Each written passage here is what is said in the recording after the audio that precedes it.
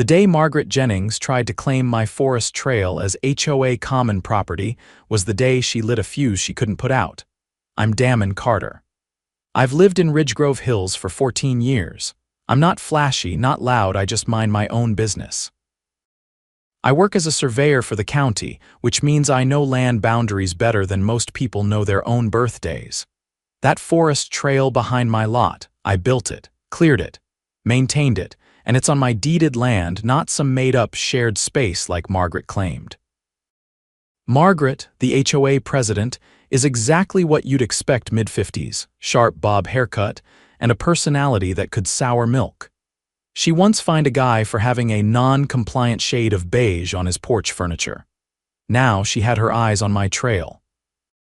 It started on a Saturday morning when I saw her and two other board members, Ron and Kathy, walking up the trail with clipboards like they were on safari. I stepped off my back deck. "Can I help you?"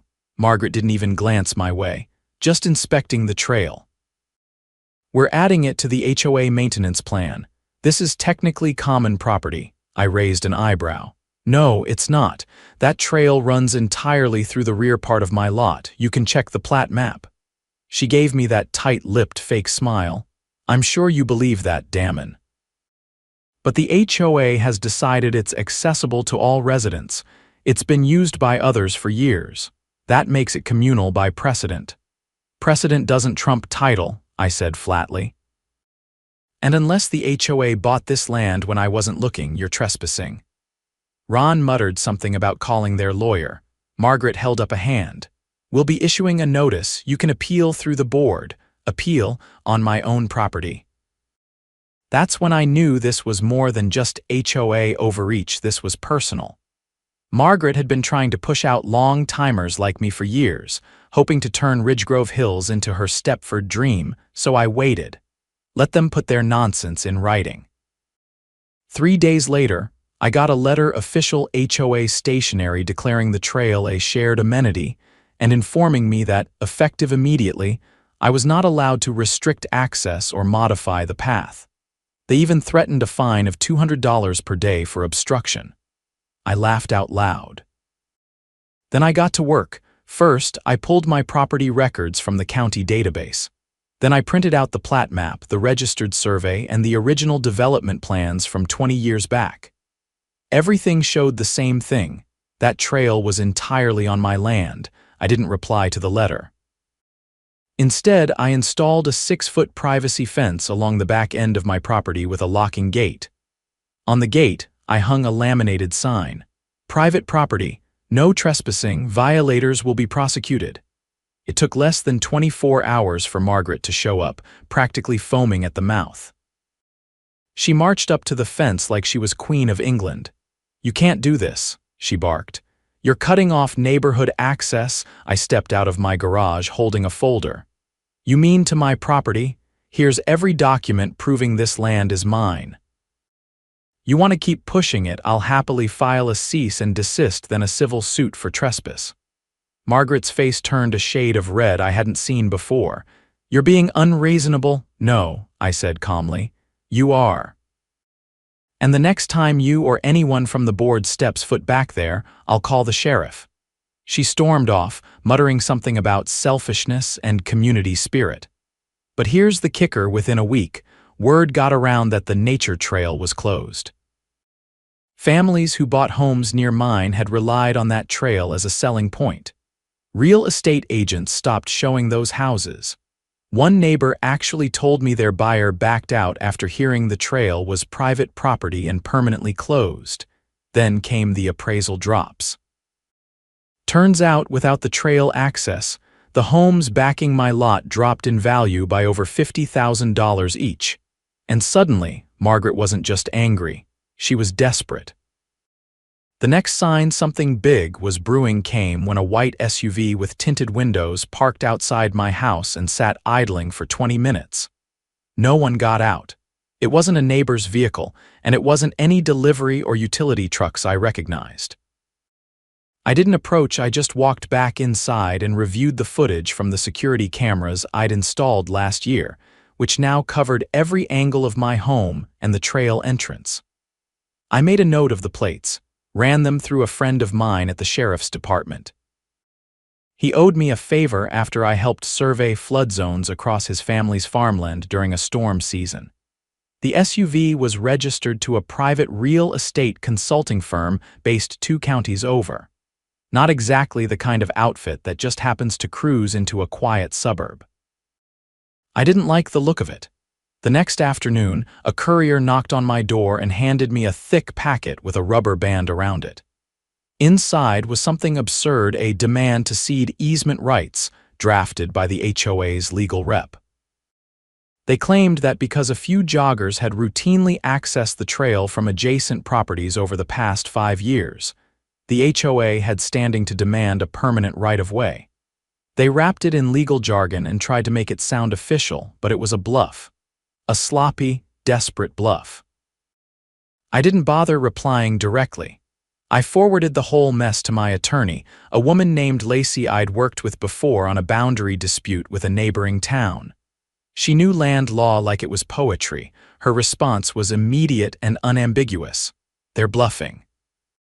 There's no legal basis for a forced easement when the usage was never granted by the landowner. They're gambling that you won't want the cost and hassle of fighting it.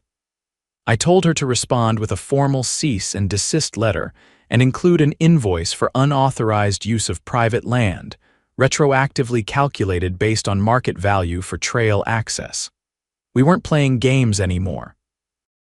2 days later, Margaret showed up again, this time not alone.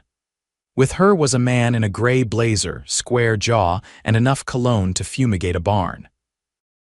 He introduced himself as Greg Lawton, HOA legal counsel. He tried the charm route, called me Mr. Carter, complimented my landscaping, and asked if I had a few minutes to discuss a mutually beneficial arrangement. I stood on my porch with my arms crossed.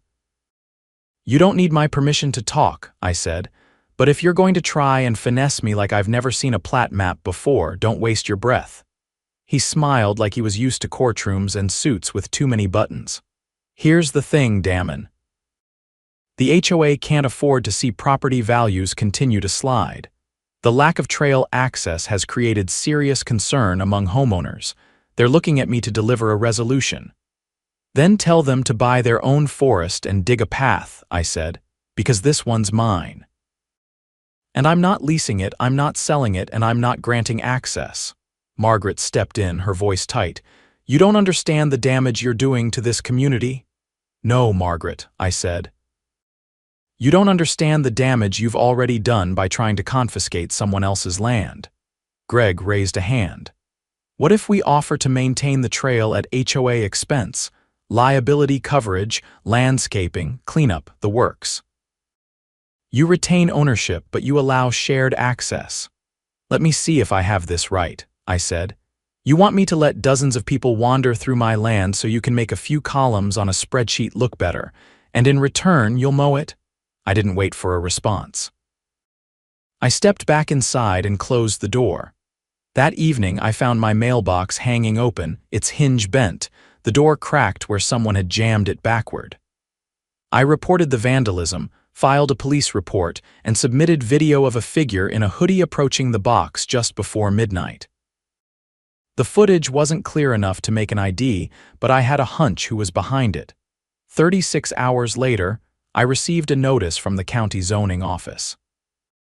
Apparently, an anonymous source had submitted a complaint that the fence I installed violated height restrictions and encroached on setback limits. I dealt with the inspector personally, walked him to the boundary line, and showed him the original survey. He took one look at the paperwork, shook his head, and muttered something about wasting tax dollars. The next day, my neighbor, a single mom named April who lived 2 houses down, knocked on my door. She looked uneasy. "I'm sorry to bother you," she said. "I thought you should know. Margaret came by yesterday and asked if I'd be willing to sign a petition declaring the trail as a public necessity. She said it could help the HOA file for something called prescriptive easement." I leaned against the doorframe. "Did you sign it?" She shook her head. "No." I told her it felt shady, and after what you've been put through, I'm not helping her. That was the moment I realized this wasn't just about me anymore. Margaret was escalating. She was trying to manufacture legal standing one doorstep at a time. I printed flyers that night. Know your property rights across the top, followed by clear bullet points about easement law, prescriptive use, and how signing anything without understanding the legal implications could put your property at risk. I included a QR code linking to a public website I built detailing the entire situation, including the trail's location, deed history, and every legal document I'd filed so far. By the weekend, nearly every mailbox on the street had one. And just like that, the tide started to turn. One neighbor, an HVAC tech named Joel, knocked on my door with a six-pack and said he'd been waiting for someone to finally stand up to those weasels. Another, a retired firefighter named Ken, offered to help me install floodlights along the fence and extend the camera coverage. They weren't just angry about the trail nonsense, they were fed up with years of fines for things like leaving garbage cans out for more than 2 hours or planting roses instead of approved greenery. Then came the bombshell. Lacey called me after digging into the HOA's financials, which were required to be public under state law. "Damn, she said, "you're not going to believe this. The HOA has been using maintenance funds to pay for legal counsel against you. That's a misuse of funds under the Civil Code." I didn't respond right away. They're paying Greg Lawton over $15,000 out of a line item marked Trail Development Consulting. That's not allowed unless it was approved through a public vote. It hadn't been. I checked the last 6 quarterly meeting minutes. No mention of it. No approval. Just a quiet reallocation of funds they assumed no one would notice. That's when I knew this wasn't just an overreach, it was fraud. I contacted the county district attorney's office. They referred me to the Public Integrity Unit. I handed them everything. Documents, invoices, the security footage, the mail vandalism report, and a signed affidavit from another neighbor who'd been pressured into signing a false declaration about the trail's use. The investigation moved fast. 3 weeks later, Margaret was served with a subpoena. Greg Lawton received one 2 days after. The HOA board was forced to hold an emergency meeting in the community clubhouse. They tried to bar non-board members from attending, but that didn't fly when half the neighborhood showed up with printouts of the HOA bylaws in hand. Margaret walked in late, looking paler than usual, and sat stiffly at the end of the table. When she tried to call the meeting to order, Joel stood up in the back and shouted, "No, you don't get to talk. We're not moving forward until someone explains why our dues are being used to sue a homeowner." The room erupted. Margaret tried to maintain control, but her voice faltered. Kathy, the treasurer, looked like she wanted to vanish into her chair. Ron didn't even show up. That night, the board voted to suspend all legal action and refund the diverted funds. But it was too late. The damage was done, and the investigation was just getting started. 2 weeks after the emergency meeting collapsed into chaos, I got a call from Detective Lynn of the county's Financial Crimes Division. His tone was clipped but polite, the kind of voice that made it clear he didn't waste time with nonsense. "We've completed the preliminary audit," he said. "What you uncovered wasn't just bad bookkeeping. There's evidence of fraudulent misappropriation of dues, falsified voting records, and unauthorized legal expenditures. This isn't just civil, there's criminal exposure here." I leaned against the kitchen counter, staring out the window at the now locked gate beyond the tree line. "Are you pursuing charges?" "That part's up to the DA," Lynn said, "but we're recommending felony counts for at least 2 board members." The financial trail is ugly. We're also interviewing residents who were told to sign statements under false pretenses. That could turn into witness tampering. I thanked him and hung up, my heart steady. I wasn't surprised, just vindicated. The next morning, I noticed something different about the HOA bulletin board near the neighborhood entrance. It was empty. Not blank. Empty. Someone had torn the glass case clean off, screws still dangling from the posts. It was subtle, but the message was clear. The board was unraveling. I spent the day walking the trail behind my property, the one I had every legal right to enjoy in peace. Birds flitted through the canopy, and the air smelled of pine and wet soil. I'd forgotten how calming it was without HOA board members skulking through it with clipboards and veiled threats. Later that evening, a knock came at my door. It was Brian, a former Marine who lived across the street. He'd always kept to himself, but now he stood there with a folded paper in his hand. "I'm organizing a recall vote," he said. "Enough people are fed up. We've got the signatures for a special election enough to dissolve the board if we want." I opened the door wider. "You sure you want to lead that charge? I didn't serve in 2 combat zones to be bossed around by someone who thinks tulip bulbs are a crime," he said. "This neighborhood's been under their thumb for too long." He handed me the petition, and I signed without hesitation. 3 days later, flyers began appearing on porches, this time not from the board, but from residents. People were stepping up. April, the single mom who'd warned me about Margaret's petition stunt, was now organizing a community forum.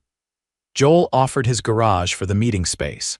Ken, the retired firefighter, brought coffee and folding chairs.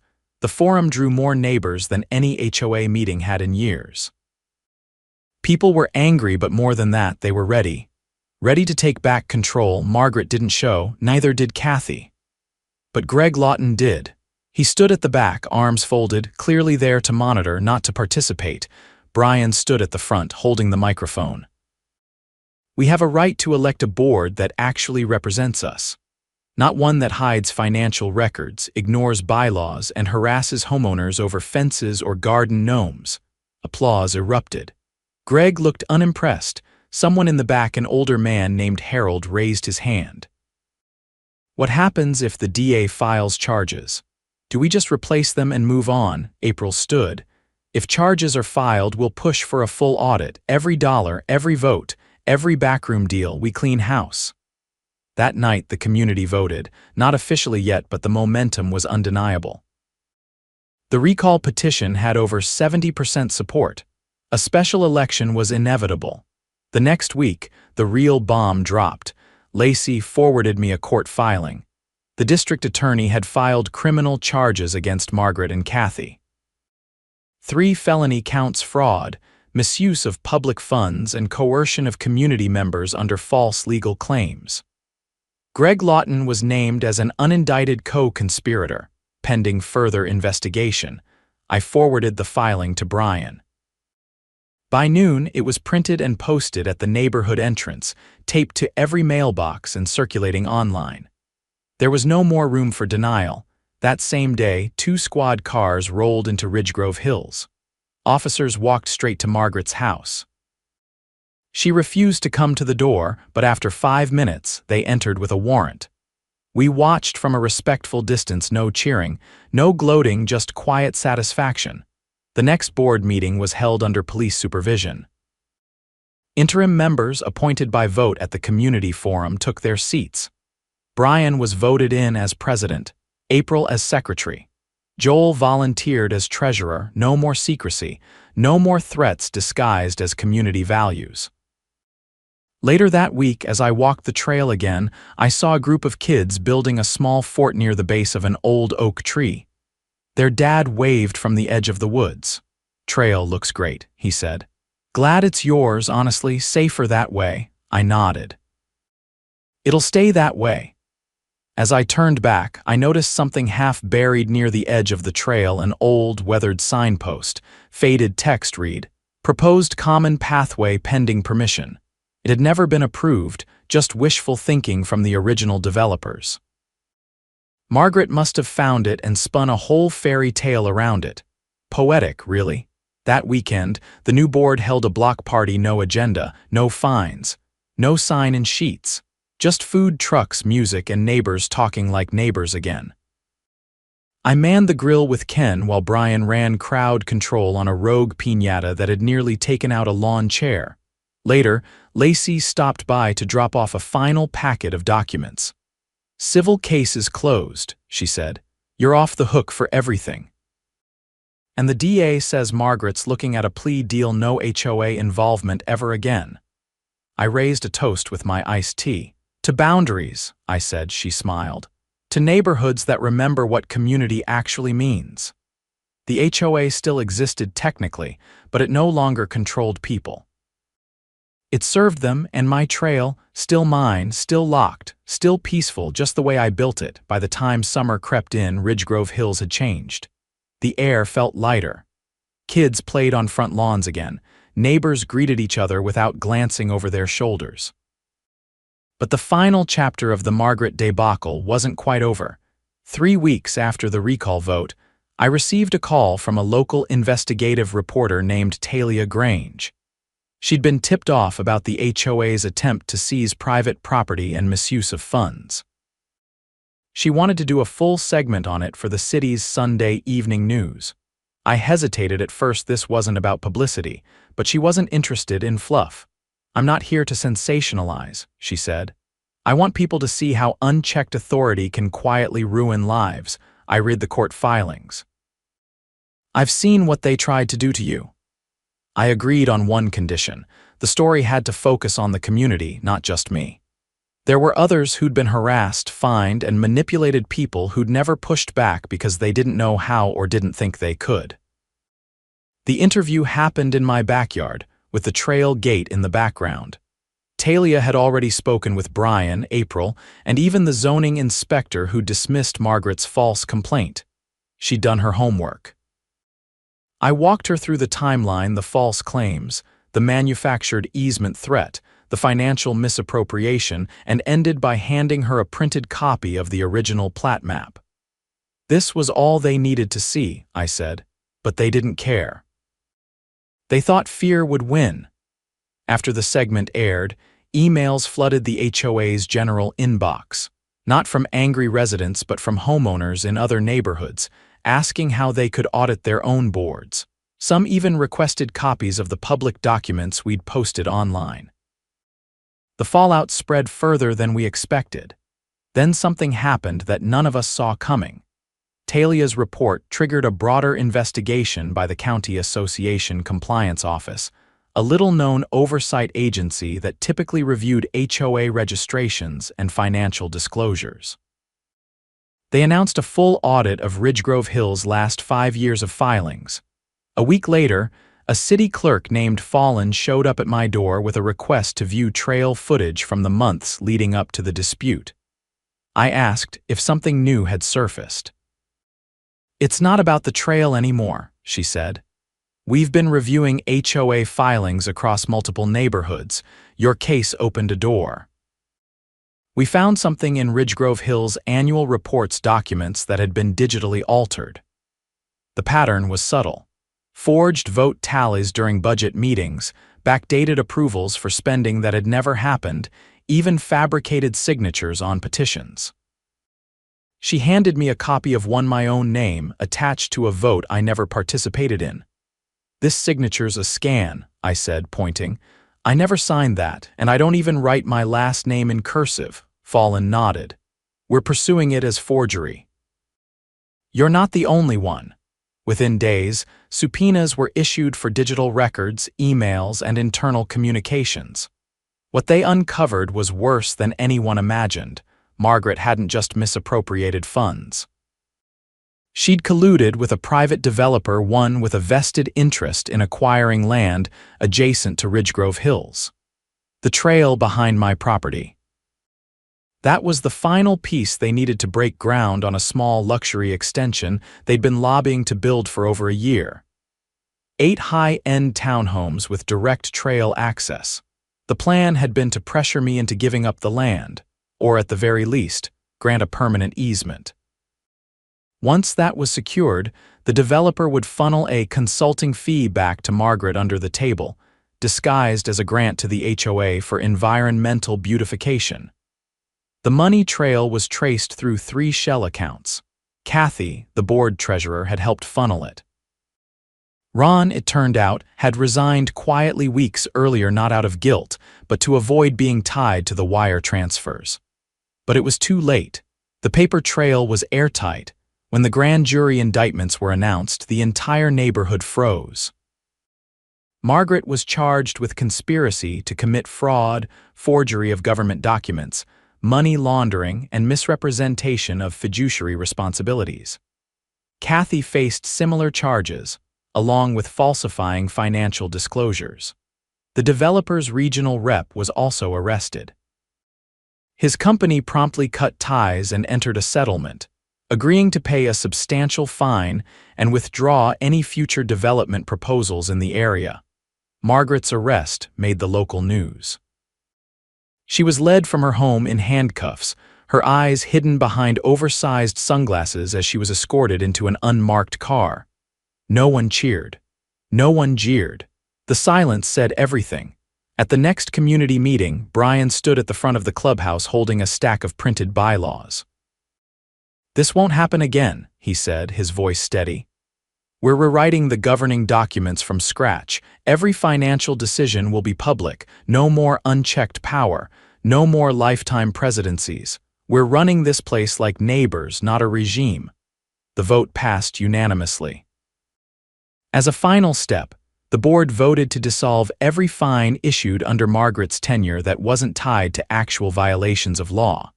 They refunded over 20 homeowners. Joel oversaw the reimbursement process with the kind of precision usually reserved for tax audits. A few weeks later, I was asked to lead a workshop at the local library on property rights and land surveys. I agreed, under one condition.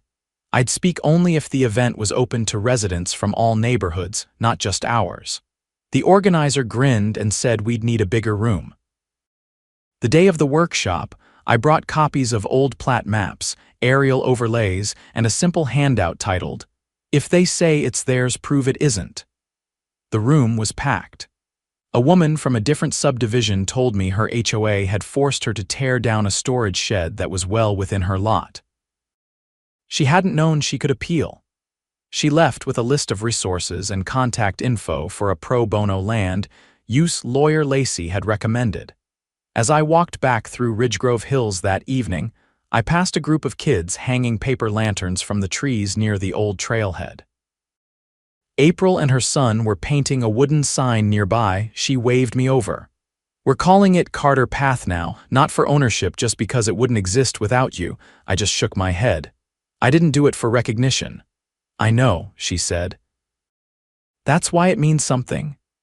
Brian later suggested we formalize the trail's use through a private agreement, not a public easement, just a mutual understanding that I'd open it for community events when I chose to.